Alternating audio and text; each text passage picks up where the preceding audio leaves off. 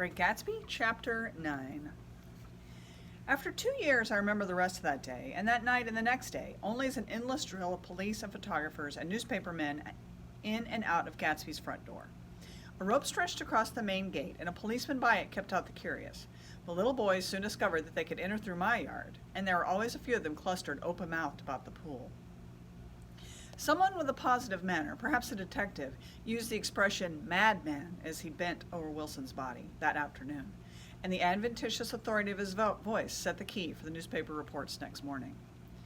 Most of those reports were a nightmare, grotesque, circumstantial, eager, and untrue. When Michaelis's testimony at the inquest brought to light Wilson's suspicions of his wife, I thought the whole tale would shortly be served up in racy pasquinade. But Catherine, who might have said anything, didn't say a word. She showed a surprising amount of character about it, too. Looked at the coroner with determined eyes under that corrected brow of hers, and swore that her sister had never seen Gatsby, that her sister was completely happy with her husband, that her sister had been into no mischief whatsoever. She convinced herself of it, and cried into her handkerchief, as if the very suggestion was more than she could endure. So Wilson was reduced to a man deranged by grief, in order that the case might remain in its simplest form, and it rested there. But all of this part of it seemed remote and unessential. I found myself on Gatsby's side and alone. From the moment I telephoned news of the catastrophe to West Egg Village, every surmise about him and every practical question was referred to me.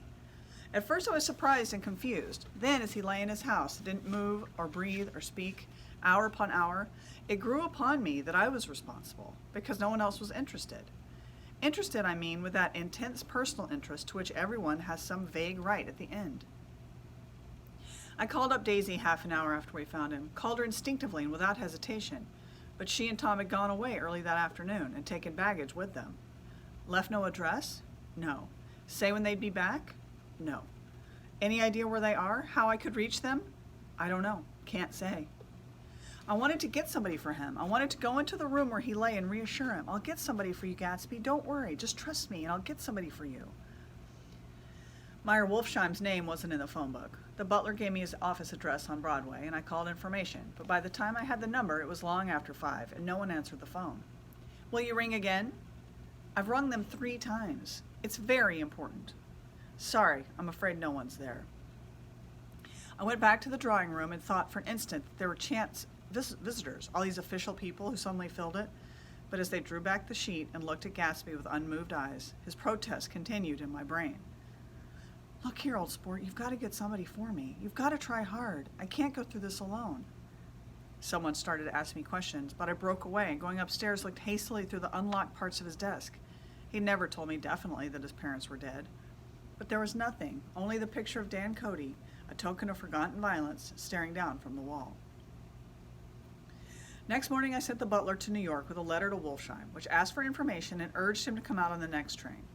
That request seemed superfluous when I wrote it. I was sure he'd start when he saw the newspapers, just as I was sure there'd be a wire from Daisy before noon. But neither a wire nor Mr. Wolfsheim arrived. No one arrived except more police and photographers and newspapermen.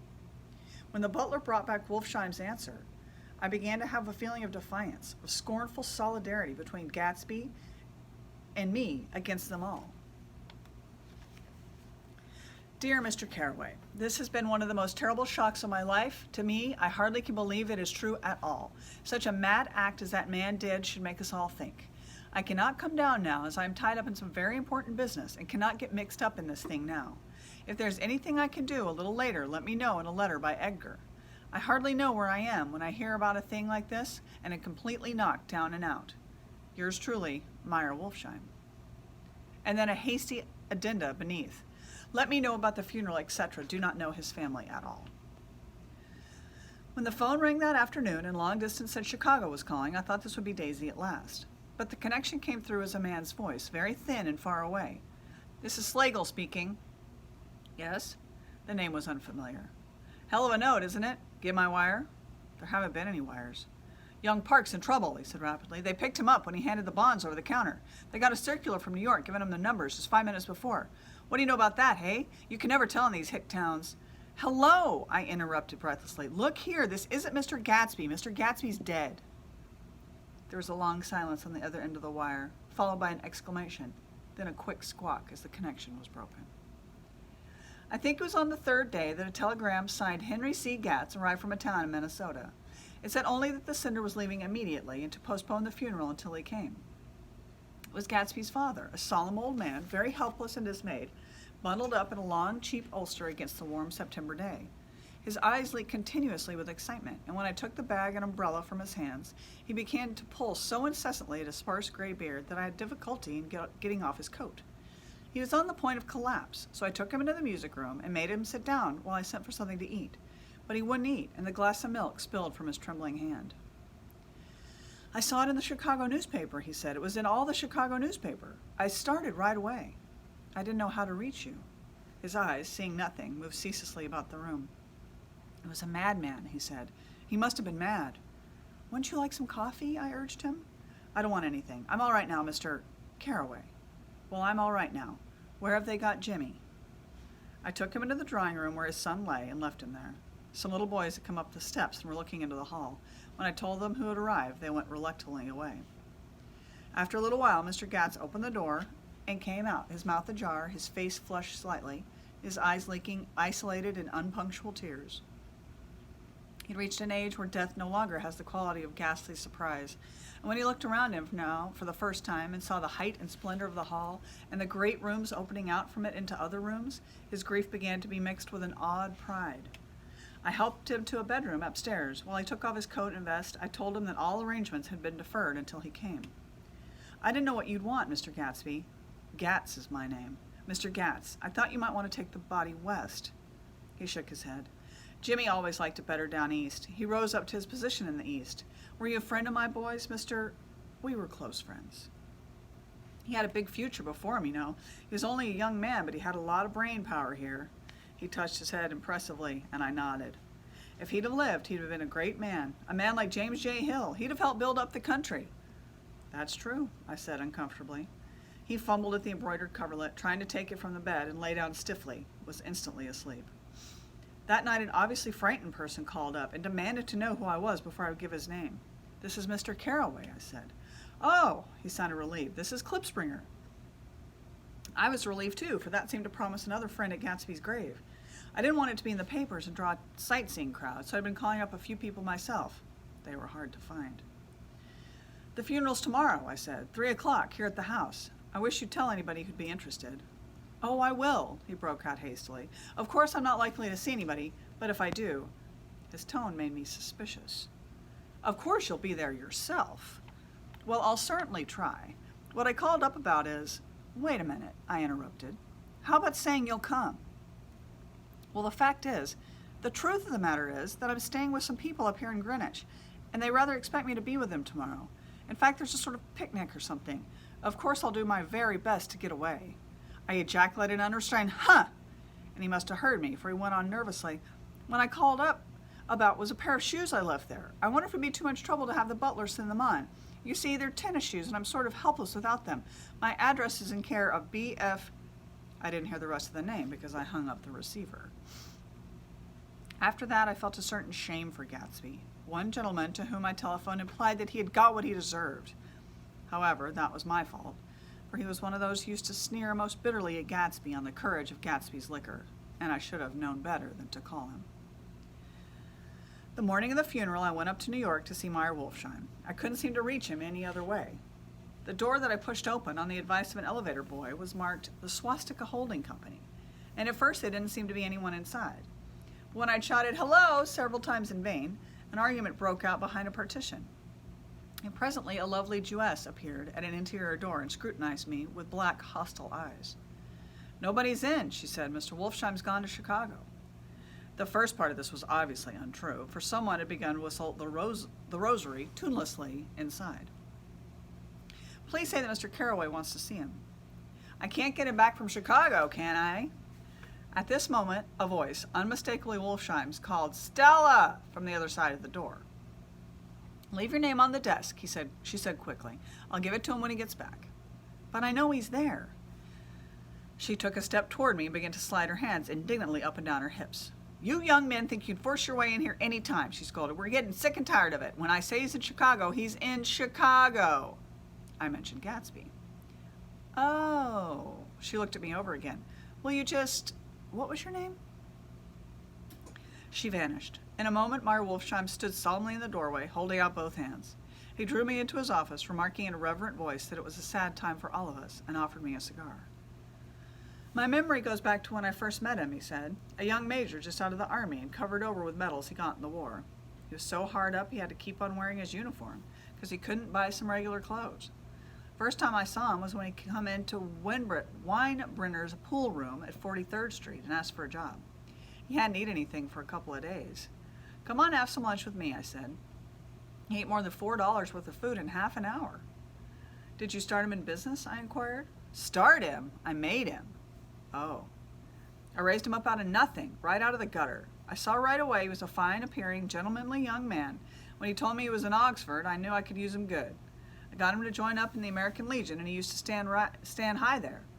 Right off, he did some work for a client of mine up to Albany. We were so thick like that in everything. Always together." I wondered if this partnership had included the World Series transaction in 1919. "Now he's dead," I said after a moment. "You were his closest friend, so I know you'll want to come to his funeral this afternoon." "I'd like to come." "Well, come then." The hair in his nostrils quivered slightly, and as he shook his head, his eyes filled with tears. "I can't do it. I can't get mixed up in it," he said. "There's nothing to get mixed up in. It's all over now. When a man gets killed, I'd never like to get mixed up in it in any way. I keep out. When I was a young man, it was different. If a friend of mine died, no matter how, I stuck with him to the end. You may think that's sentimental, but I mean it, to the bitter end." I saw that for some reason of his own, he was determined not to come, so I stood up. "Are you a college man?" he inquired suddenly.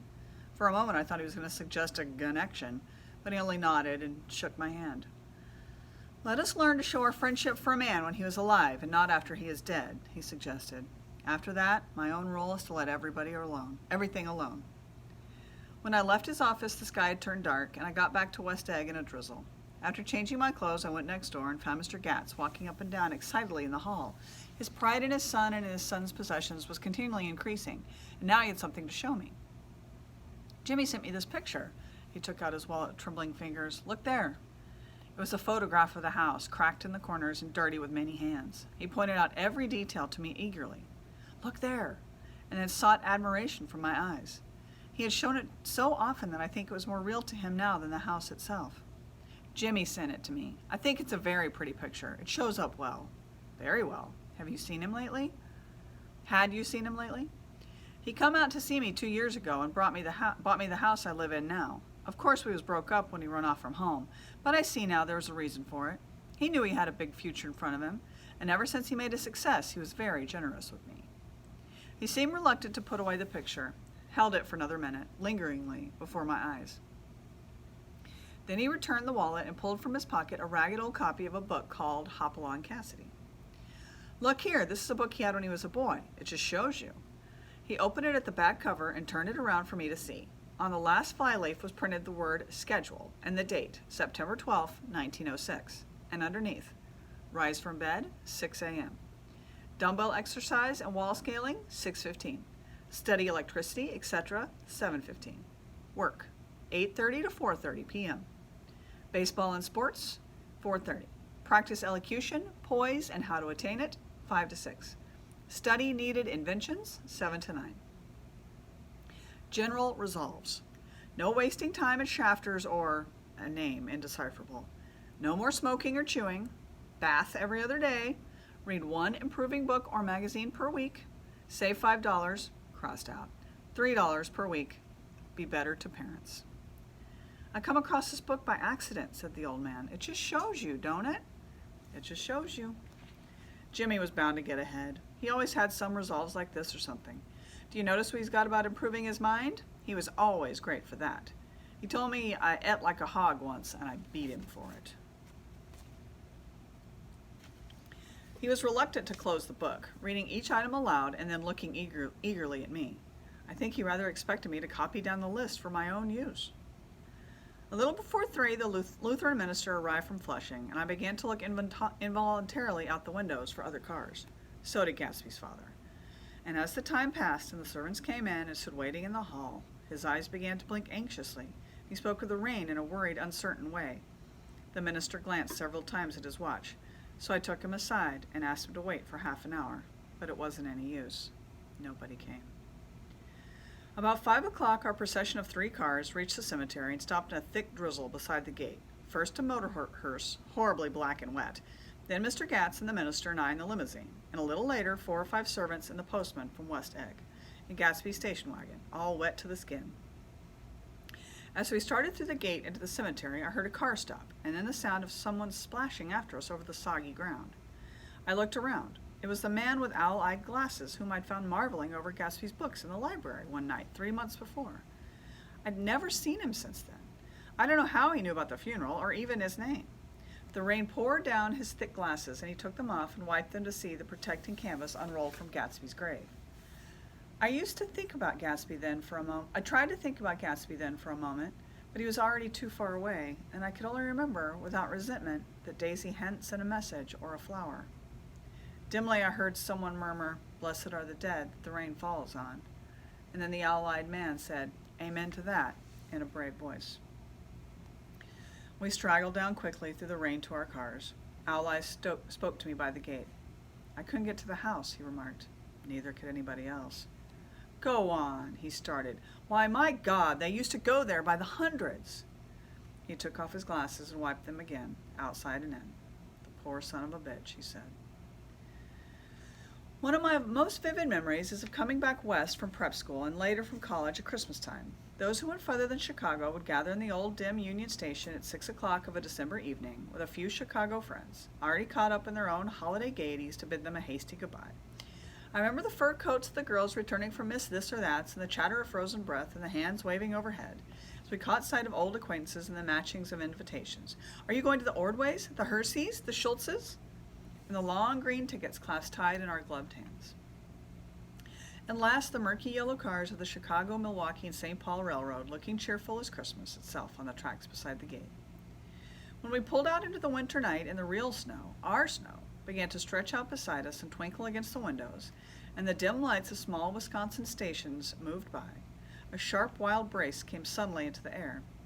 We drew in deep breaths of it as we walked back from dinner through the cold vestibules, unutterably aware of our identity with this country for one strange hour, before we melted indistinguishably into it again. That's my Middle West, not the wheat or the prairies or the lost Swede towns, but the thrilling returning trains of my youth, and the street lamps and sleigh bells in the frosty dark, the shadows of holly wreaths thrown by lighted windows on the snow. I am part of that, a little solemn with the feel of those long winters, a little complacent from growing up in the Caraway House in a city where dwellings are still called through decades by a family's name. I see now that this has been a story of the West after all. Tom and Gatsby, Daisy and Jordan and I were all Westerners, and perhaps we possessed some deficiency in common which made us subtly unadaptable to Eastern life. Even when the East excited me most, even when I was most keenly aware of its superiority to the bored, sprawling, swollen towns beyond the Ohio, with their interminable inquisitions which spared only the children and the very old. Even then, it always, for me, a quality of distortion. West Egg especially still figures in my more fantastic dreams. I see it as a night scene by El Greco, 100 houses, at once conventional and grotesque, crouching under a sullen, overhanging sky and a lustreless moon. In the foreground, 4 solemn men in dress suits are walking along the sidewalk with a stretcher on which lies a drunken woman in a white evening dress. Her hand, which dangles over the side, sparkles cold with jewels. Gravely, the men turn in at a house, the wrong house, but no one knows the woman's name, and no one cares. After Gatsby's death, the East was haunted for me like that, distorted beyond my eye's power of correction.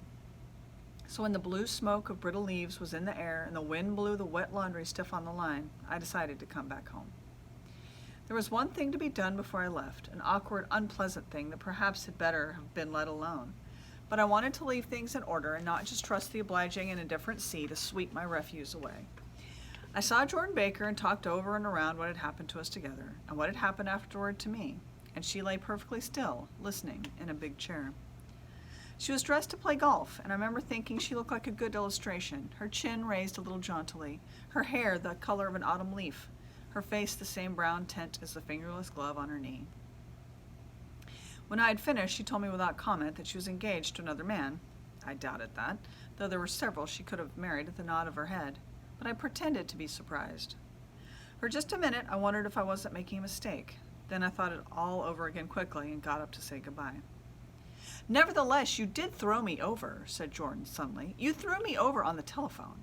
I don't give a damn about you now, but it was a new experience for me, and I felt a little dizzy for a while." We shook hands. "Oh, and do you remember," she added, "a conversation we had once about driving a car?" "Why, not exactly." "You said a bad driver was only safe until she met another bad driver." "Well, I met another bad driver, didn't I? I mean, it was careless of me to make such a wrong guess. I thought you were rather an honest, straightforward person. I thought it was your secret pride." "I'm 30, I said. "I'm 5 years too old to lie to myself and call it honor." She didn't answer. Angry and half in love with her and tremendously sorry, I turned away. One afternoon late in October, I saw Tom Buchanan. He was walking ahead of me along Fifth Avenue in his alert, aggressive way, his hands out a little from his body as if to fight off interference, his head moving sharply here and there, adapting itself to his restless eyes. Just as I slowed up to avoid overtaking him, he stopped and began frowning into the windows of a jewelry store. Suddenly he saw me and walked back, holding out his hand. "What's the matter, Nick? Do you object to shaking hands with me?" "Yes, you know what I think of you." "You're crazy, Nick," he said quickly. "Crazy as hell. I don't know what's the matter with you." "Tom," I inquired, "what did you say to Wilson that afternoon?" He stared at me without a word, and I knew I had guessed right about those missing hours. I started to turn away, but he took a step after me and grabbed my arm. "I told him the truth," he said. "He came to the door while we were getting ready to leave, and when I sent down word that we weren't in, he tried to force his way upstairs. He was crazy enough to kill me if I hadn't told him who owned the car. His hand was on a revolver in his pocket every minute he was in the house." He broke off defiantly. "What if I did tell him? That fellow had it coming to him. He threw dust into your eyes just like he did in Daisy's, but he was a tough one. He ran over Myrtle like you'd run over a dog and never even stopped his car." There was nothing I could say, except the one unutterable fact that it wasn't true. "And if you think I didn't have my share of suffering, look here, when I went to give up that flat and saw that damn box of dog biscuits sitting there on the sideboard, I sat down and cried like a baby. By God, it was awful. I couldn't forgive him or like him, but I saw that what he had done was, to him, entirely justified. It was all very careless and confused. They were careless people, Tom and Daisy. They smashed up things and creatures and then retreated back into their money or their vast carelessness, or whatever it was that had kept them together, and let other people clean up the mess they had made."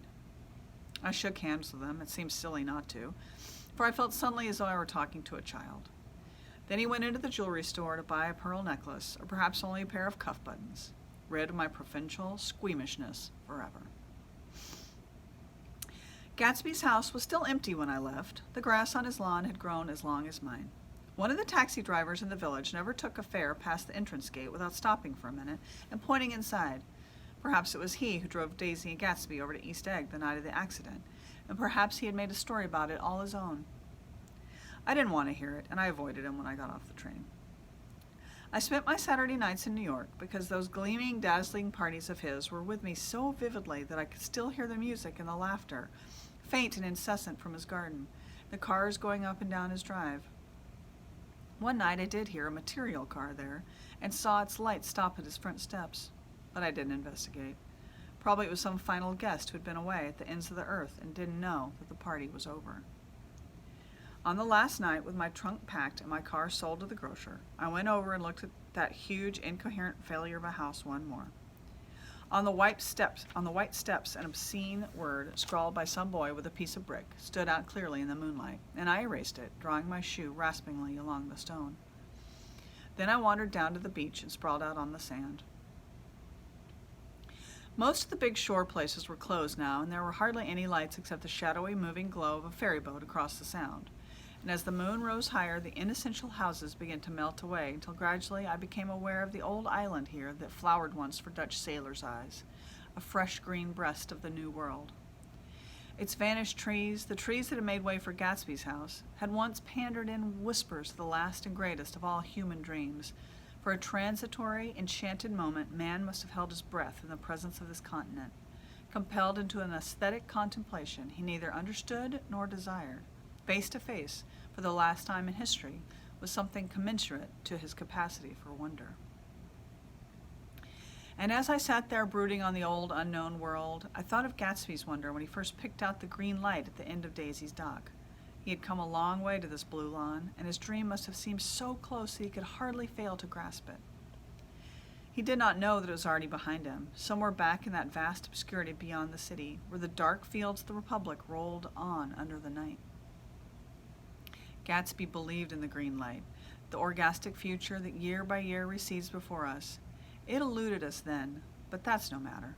Tomorrow we will run faster, stretch out our arms farther, and one fine morning, so we beat on, boats against the current, borne back ceaselessly into the past.